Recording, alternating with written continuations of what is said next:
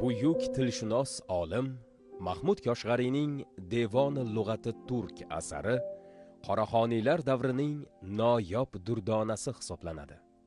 Bu asarda o'rta asrlarning tili, adabiyoti, tibbiyoti, tarixi, geografiyasi, etnografiyasi, hunarmandchiligi, astronomiyasi haqidagi bilimlar qamrab olingan.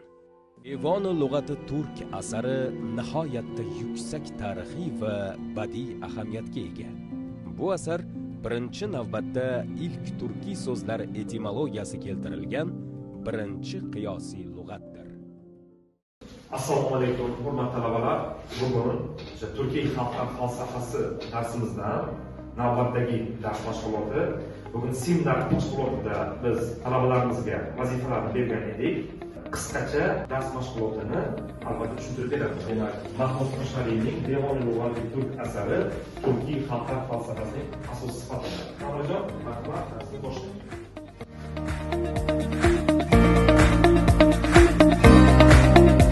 Hozirgi kunda Turkiyaning Istanbul shahrida Turkiya kitobxonasida millatdan hisoblanadi.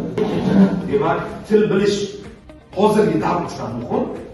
Mahmud Koshg'ariy ham bir necha tillarda ijod qilgan. Bu juda muhim. Hozirgi kunda til bilish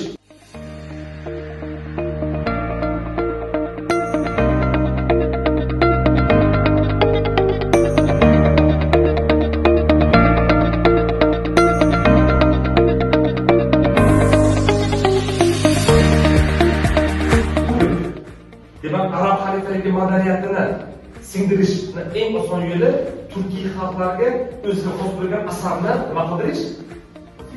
Singdirish. Oson yo'ldan narsa. Bu ham siyosat, ham ta'lim, ham islohot.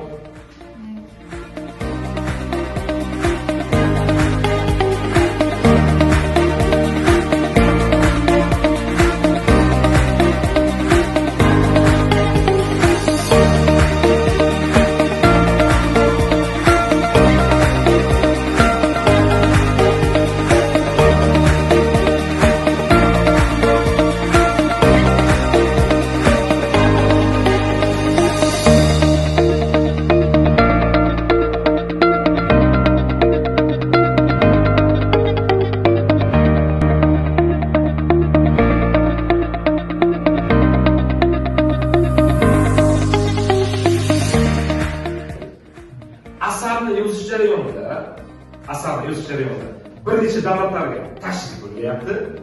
Turkiy qabilalarining hayoti, faoliyati, madaniyati, ilm-fani, taraqqiyoti o'rganilyapti.